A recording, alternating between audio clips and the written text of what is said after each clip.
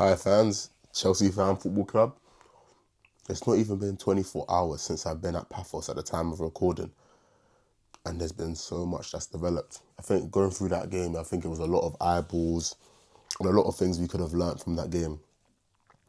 I didn't understand why we didn't play two of our most creative wingers in Gittins and Estevao off the bench. I know people were excited about the clip, but I was talking to fans pre-game and telling them that Gittins is the guy and you should invest your stocks. So I'm going to say it on here now. Invest your stocks into Jamie Gittins now via the comment section. This is photographic, this is video evidence. If he flops, you can come back to the video, but I know he's not. Jamie Gittins, my guy, is the truth, and you guys will all see it next season. Guarantee, hands down. You guys can clip this, post this on your whatever, send it to me. This is guaranteed. That's the only thing I want to say. But going into that game, I just don't think how we can play Neto and Garnacho in a game which requires some sort of breaking down and dribbling at players. Pedro Neto takes no risks, boys. No risks at all. So when I'm looking at him, they're like, there's not enough risk taken. It's a bunch of crosses into a box with Liam Delap, whose heading ability isn't all that. Liam Delap, I've never seen Liam Delap score a header. I know people might clip it with a header or goal or whatever, but Liam Delap isn't like some guy that's good at headers. So when I'm watching this, I'm like, this is bad. And don't get me started on Garnacho. Garnacho. That guy stinks.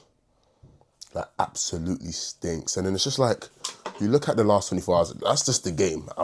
That's part of the 24 hours. But then my club now wants to sign Douglas Luiz. Where's that come from? Like, this is the narrative that I'm trying to say. Like, they're going to give us some oldish guy and then say, this is what you guys asked for. And then cool, and he's not good enough. Or they're like, oh, you see why the project's working, see why we should buy 20-year-olds. The guy can't stop from Nottingham Forest. The guy cannot get minutes at Nottingham Forest, and you think, it's the same with Facundo Bonanotti. He can't start for Brighton, so why would he start for Chelsea? It doesn't make, it's the whole thing is backwards.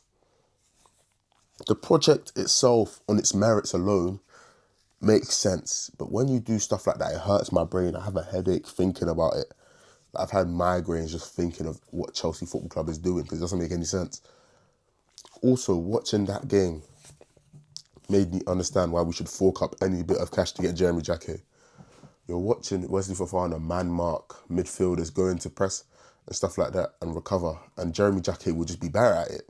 Naturally, better athlete, longer limbs, pause.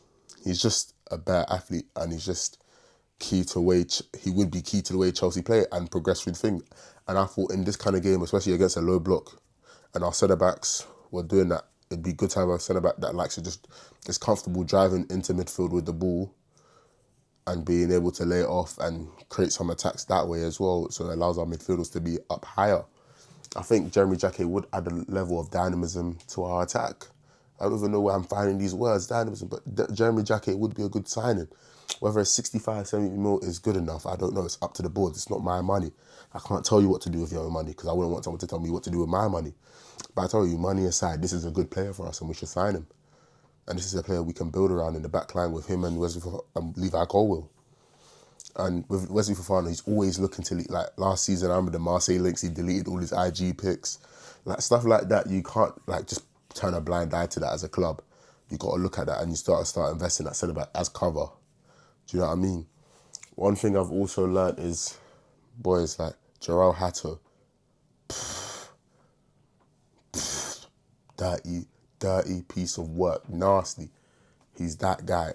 And people, I've always said, like, I'm the one that believes in the project in terms of the potential and all that stuff. It's about the recruitment. And I've always backed Joao Hato, Jamie Gittins, all these top donnies. And it's coming to pay off. And you guys can come here and this channel will tell you what is right and what is wrong. You don't have to agree with me. You can always put your beliefs and whatever in the comment section. It's facts. It's facts. But let me say something. Looking at Douglas Luiz, do I think he can improve us? No. He's a squad player at best. But in terms of the fixtures, we're still in every competition as it stands so far with Arsenal to play in the Carabao Cup. But if we win that, we're in every competition and he'd be good legs as Lavia is not dependable. Dario Sugo is not good enough apparently. And everything's just, right now we need another midfielder. which is why the squad, if we don't get Elliot Anderson or like a Baleba in the summer, then the club is on a joke thing. None of this budget friendly stuff. You can't get the top dogs without spending more money. It's reality. It's the reality of football. The wage bill came out. Look at Liverpool. Liverpool's wage bill was higher than everyone else's in the league, and they won the league last season. Wage bill coincides with everything that happens at a football club. It's the best indicator of success. I'm telling you, like, there's no joke. I know it hasn't paid off for Liverpool. When they signed Isak Works, that was intense signings. It hasn't paid off so far, but it will pay off and we will learn. I'm telling you. So when I come to this, it's just, boys, we need to just be better, more consistent. I also want to talk about the signing of Issa Alao. I think I looked at him, I said, 500k, you don't care about it. You just think about it, and you see who comes through, he comes through. But I'm not going to lie, boys, he did look very good from what I've seen of him. And he does remind me of like a young Alejandro Balde, so we can never see how that goes. And fending off Liverpool and other teams shows where our club is. Our club is still a top club. And we need to sign like we are a top club, because I'm not going to lie, I don't know how it's going, because Pafos, I'm not going to lie, the manager should have really played Gittins and Estevao. But at the same time, I understand, like, with Gittins and Estevao, they don't really have the crowd support. And I can't lie, front line of Gittins, Delap and Estevao might have not had the most clinicality, so we'll take it. But we'll see. Enzo Fernandez is slowly becoming a world beater, and everyone's starting to understand that. Also, I'm seeing Moises Caicedo doing Moises Caicedo things coming up in the clutch. So this is just Chelsea Football Club, and it's just great to see. But Douglas Luiz, I'm not really a fan of it. It's just been a lot to process, because now we've got to go to Napoli and expect to win to get a favourable draw. But I'm not one of these people that care about favourable draws. I'm thinking, you play the Champions League to be the best team. And if you can't be the best team, you don't win the Champions League. If you start playing scared, you won't win the Champions League. It's simple as that. But at the same time, it's about when you play these teams. And sometimes you don't want to play teams too early, because I know how we won the Club World Cup was through favourable draw, because we got second and we had a favourable draw to the final, with only like 2 hard games in the semi-final and the final.